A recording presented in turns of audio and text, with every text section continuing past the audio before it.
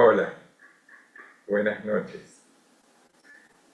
El martes 23 de abril es la segunda noche de Pesaj, y en la que la práctica judía es compartir una reunión comunitaria o en familia que se denomina Seder. Este año, durante el Seder, narraremos cómo fuimos liberados por Hashem de la opresión en Egipto, y oraremos por los secuestrados todavía cautivos en Gaza. Y bueno, y para los amigos de Kibbutz Galuyot, el grupo de diálogo judeo-cristiano, preparé esta charla grabada con antelación, con la ayuda de Ángel, para así yo poder celebrar Pesaj debidamente. Espero que les interese y que sea un disparador para una conversación interesante que luego veré, Bezrat Hashem, si Dios quiere, cuando suban la grabación. Como nombre le puse a esta breve exposición mía, el Seder de Pesaj, una reflexión sobre su poética espiritual.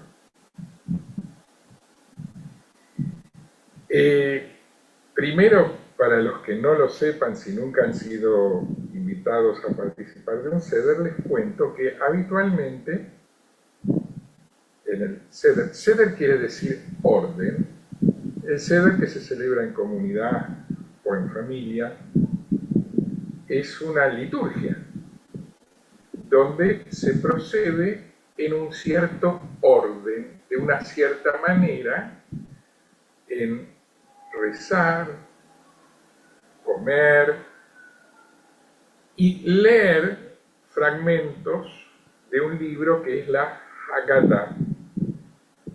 Yo después por ahí a Ángel le mandaré fotos de algunas Haggadah que tengo muy lindas. Pueden ser ilustradas.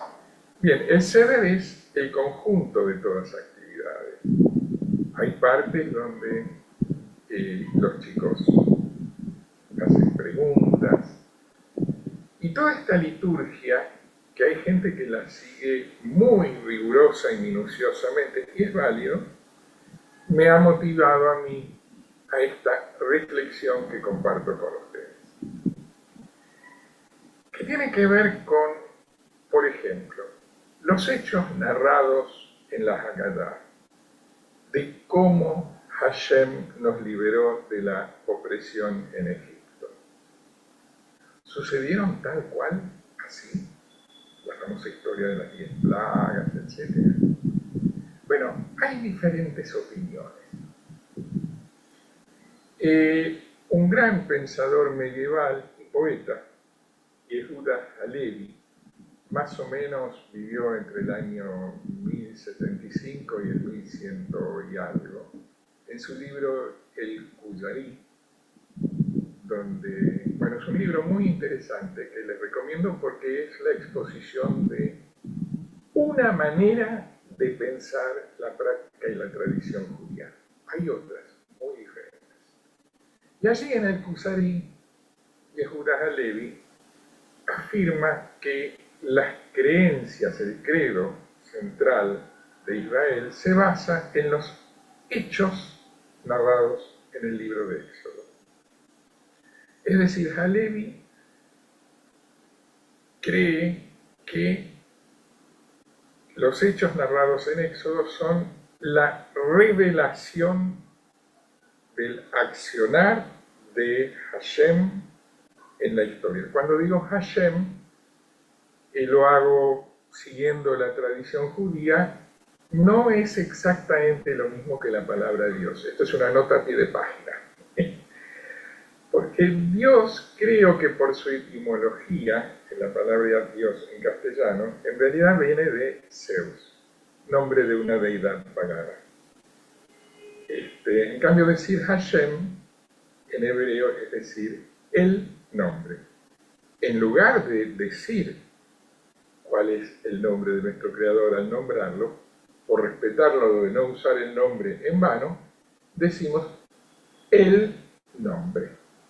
Bueno, según Yehuda Halevi, entonces, la fe de las generaciones posteriores al Éxodo simplemente depende de la historia narrada por nuestros ancestros que estuvieron presentes en los hechos sucedidos en el Éxodo.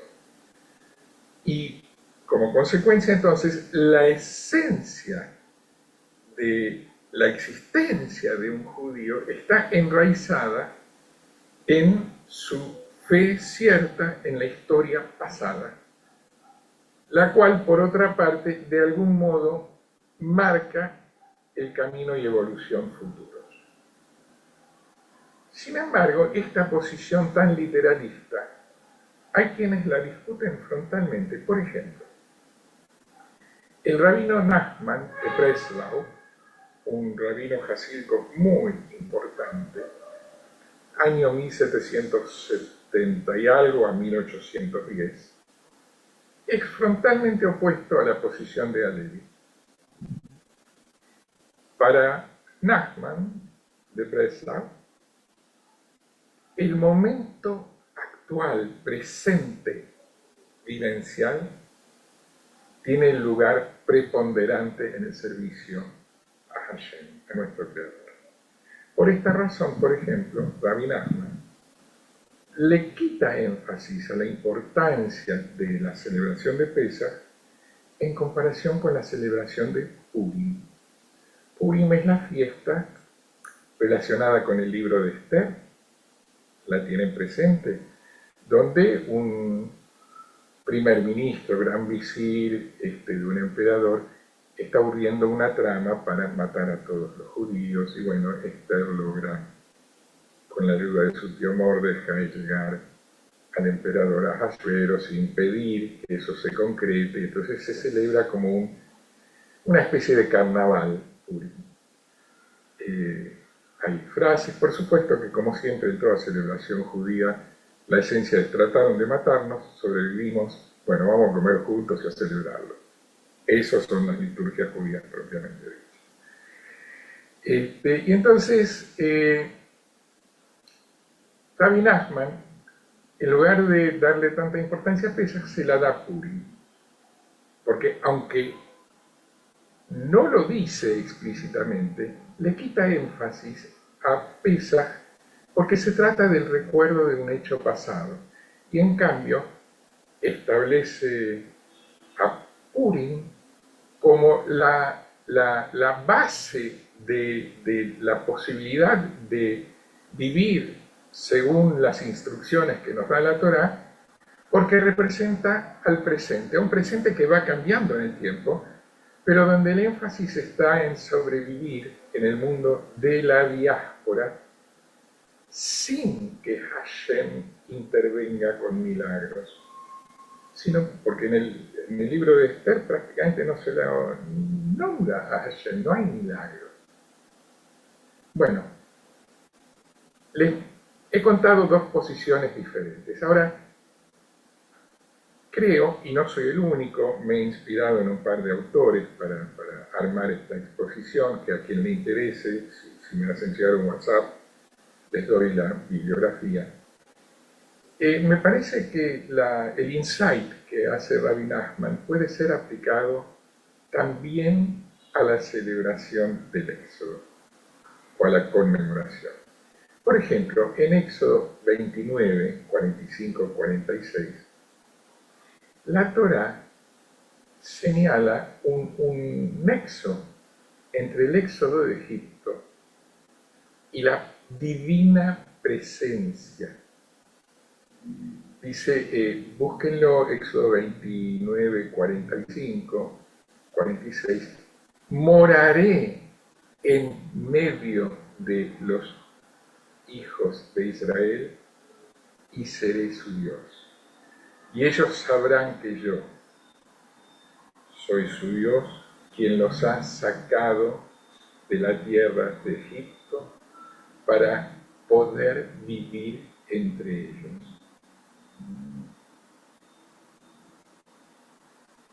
Lo que enseña para esta lectura que estoy proponiendo ese pasaje es que no alcanza con conocer los hechos del pasado. Lo que tenemos para aprender del Éxodo no es una cuestión de entender una realidad histórica distante, sino que es una reflexión de la relación presente hoy de la persona con Hashem. Sentir la presencia de Hashem es algo que es para experimentarlo ahora y que influye en nuestra comprensión de los hechos del pasado. Las experiencias simples de la vida cotidiana que producen nuestras reacciones emocionales son entonces un elemento fundamental, nuclear, medular de la conciencia religiosa.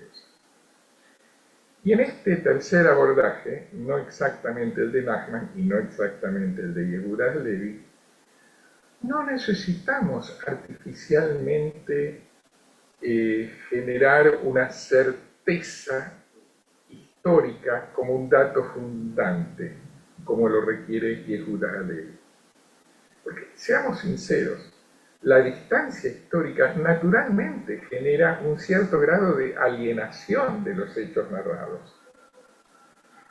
Sin embargo, la sensibilidad a la presencia divina en nuestra vida diaria sí puede servir como un puente entre nuestro presente y las historias del pasado. La realidad y el significado que los humanos le damos, la realidad de nuestra experiencia, el significado que le atribuimos, están en una especie de conversación. Cada persona es el sujeto de su propia narrativa y nuestras vidas reciben significados de las narrativas que nos narramos a nosotros mismos. Y a su vez estas narrativas son influidas por nuestra experiencia de la realidad. Bueno, hasta acá una introducción al tema. Espero no cansarlos. Quiero agregar un par de cositas. Podemos ver a la Torá en principio como una forma de poesía. Recuerdo que alguna vez en una conversación con Ángel hice ese comentario y le llamó la atención. Quiero profundizar en este punto. Este punto de vista tiene implicaciones muy importantes para cómo entendemos nuestra relación con la Torá. Ver a la Torá como poética en el más profundo sentido de la palabra significa que no la vemos como historia fáctica del tipo de la que estudian los historiadores buscando documentos, basadas en pruebas, como dice Halevi, o en la fe pese a lo que la razón pueda decirnos, que sería la manera en que lo ve Nachman.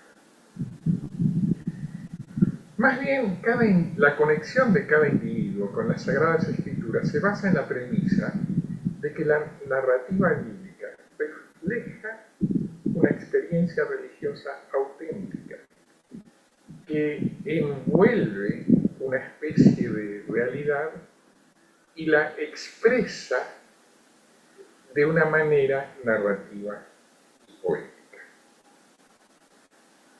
La narración de la Torá es esencialmente, en su núcleo, poética. Pierde su potencia cuando queremos estirarla o comprimirla para transformarla en ciencia o en historia. La poesía, la música, el arte, las narraciones no contradicen los hechos científicos. Tienen una existencia paralela a los hechos medibles para la ciencia y en cierto sentido envuelve la de esos hechos, ayudándonos a darles un sentido. Y si leemos la Torá atentamente, veremos que no es nuestro propósito volver al pasado egipcio, al Éxodo, sino traer ese pasado a la vivencia del presente. El festejo de Pesaj no es una vacación arqueológica, que es muy válida la arqueología, si no, preguntémosle a Pedro, sino que son vacaciones con un propósito ético y sociológico. Las cuestiones que enfrentamos durante estas vacaciones no son exactamente qué sucedió en aquel entonces, más bien es lo contrario. ¿Qué es lo que tenemos para aprender respecto a nuestras propias vidas hoy a la luz de lo que la Torá nos narra que sucedió entonces? Miren, no hace falta ser posmoderno para conducir un Seder, pero ayuda. Una perspectiva posmoderna sugeriría que toda lectura es subjetiva y que el texto no significa nada hasta que es leído por alguien y que es el lector más que el texto mismo el que crea significado. Ciertamente podríamos decir algo así sobre la historia del éxodo de Egipto y cómo la leemos cuando leemos la Haggadah en la mesa, sentados a la mesa del Seder. Alguna persona podrá creer en los milagros tal como se los describe en la Torá, otra podrá ofrecer interpretaciones naturalísticas a lo que pueden haber parecido milagros algunos. O tal vez pueda abordar el texto de una manera totalmente diferente. Sin embargo, el punto principal, la columna vertebral de la fe, es creer que lo que dice al comienzo del Decálogo, que nuestro Creador no es solamente el Creador del mundo como un primer motor inmóvil al estilo filosófico aristotélico helenista, sino que interviene activamente en el mundo, haciendo cosas, a veces entre bambalinas. Lo que es significativo entonces no es solamente determinar qué significa la palabra milagro y de qué manera varios eventos o incidentes históricos pueden haber ocurrido, sino la obligación o la propuesta de que cada uno de nosotros se vea a sí mismo, a nosotros mismos, como si estuviéramos dejando o hayamos dejado a Egipto y sacamos nuestras conclusiones. Como consecuencia, nuestros corazones, nuestro sentimiento, nuestra sensibilidad se orientará en la dirección correcta. Tanto hacia un convencimiento más firme del papel de Hashem en la historia, como en la utilización de las historias estas como motivación para vivir nuestras vidas con un sentido de responsabilidad social y una ética en línea con los valores propuestos por la Torá. La mitzvah, a esta altura creo que ya saben lo que es una mitzvah, sería algo así como una propuesta, se puede decir un mandamiento, qué sé yo, una orden que nos ha dado Hashem, pero también es una enseñanza básicamente, que uno la toma o no, y si no la toma se la pierde, y si la toma, gana. Entonces, la mitzvah de narrar la historia del Éxodo, en el caso de la tradición judía, es cumplida en la forma de hacer preguntas y dar respuestas. Y hacer la pregunta correcta, por lo tanto, es esencial para llegar al significado de la historia. La cuestión no es, ¿sucedió el Éxodo realmente?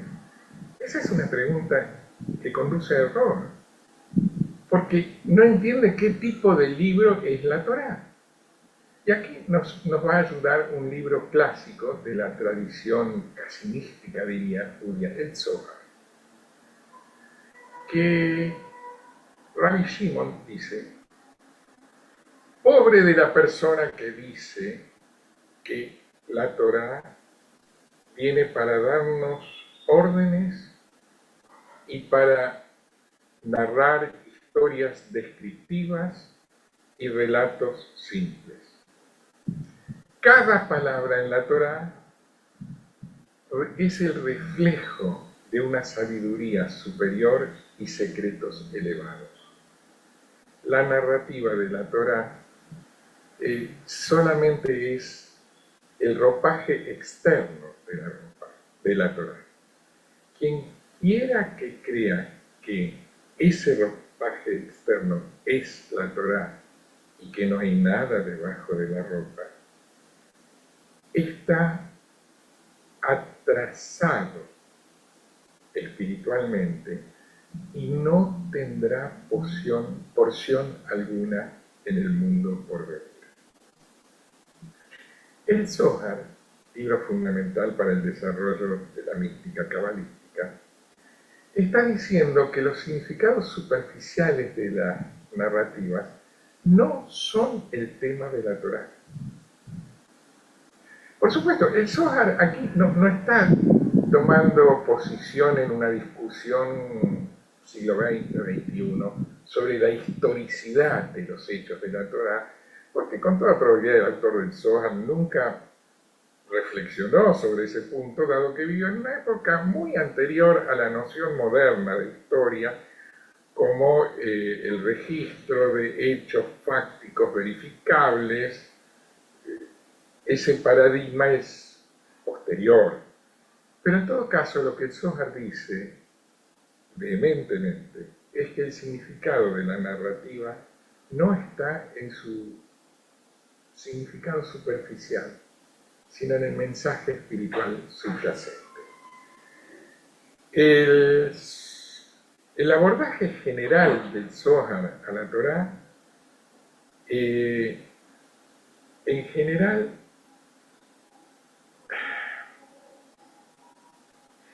está más enraizado en la sabiduría de los rabinos del Talmud que en la narración. Por ejemplo, los versículos que los sabios eligieron como la base para la Haggadah, o sea, para el libro que se lee en Pesaj, son de Deuteronomio 26, 5 a 9, donde la Torá habla de la narración de la historia. Dice: y entonces hablarás y dirás delante de Hashem. No cita a Éxodo, que recuenta o narra los hechos como historia. Y esto muestra que el significado esencial de la historia no es su historicidad, sino cómo es recordado, cómo es interpretado y cómo es comunicado.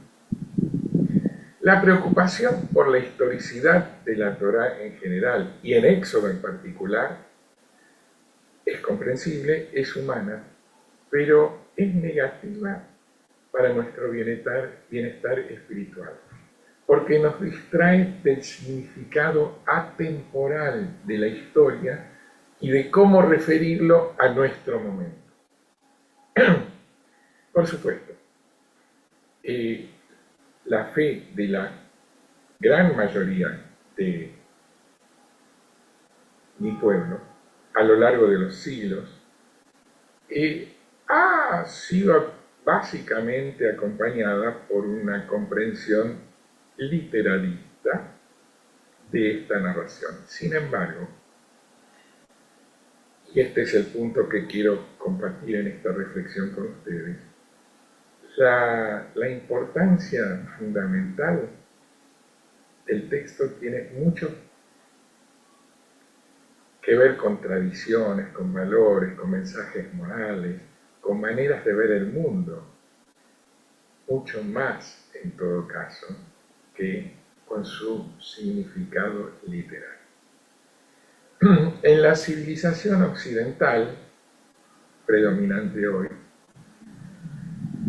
tenemos la actitud que resulta de haber sido influidos por la división que hacen los griegos entre la mente y el cuerpo, tan asumida que creemos que en las cuestiones del espíritu una solución racional es mucho más confiable, más significativa que una reacción emocional. Creemos en la civilización occidental que el saber de tipo filosófico siempre predomina sobre el misticismo o la metafísica. Y yo les pregunto, cuando vemos un drama de Shakespeare o lo leemos, ¿qué cuenta? ¿Qué es lo que realmente importa? ¿El debate técnico sobre si fue realmente Shakespeare el que escribió las obras? ¿O fue algún otro autor de la época? Marlowe, Johnson.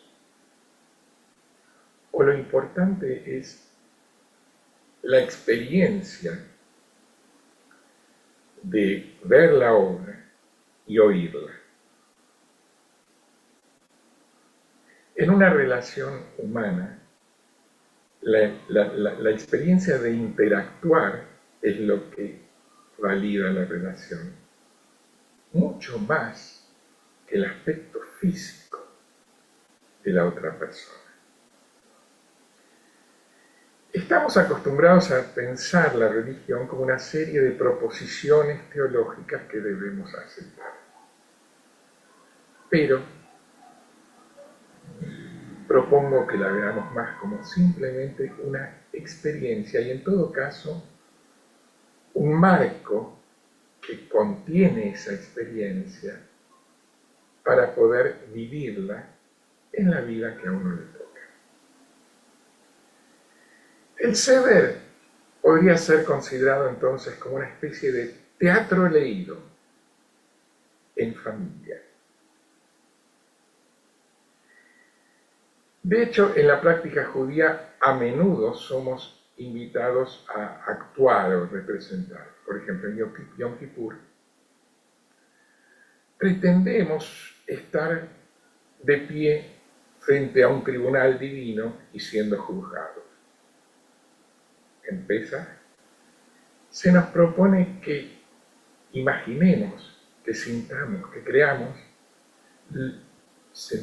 vivir cómo fue ser esclavos en Egipto y luego liberarnos.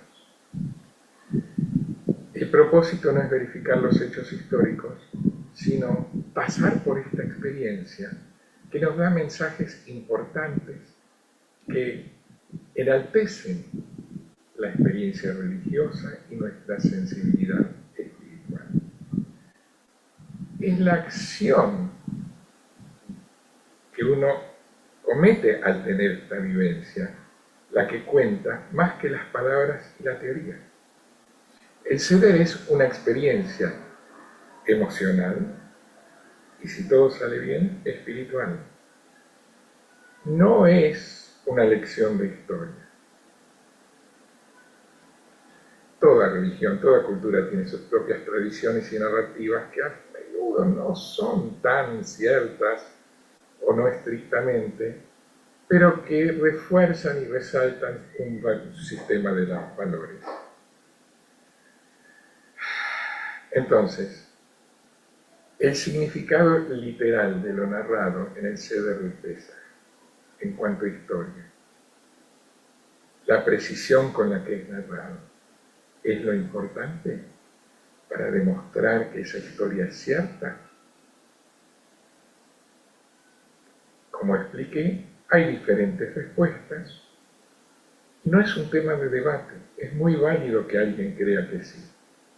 Pero por lo que acabo de explicar, pienso que no, y espero que esta reflexión motive una conversación interesante porque me imagino que esto también podría eventualmente trasladarse a la manera de leer las Sagradas Escrituras de otros cultos y prácticas.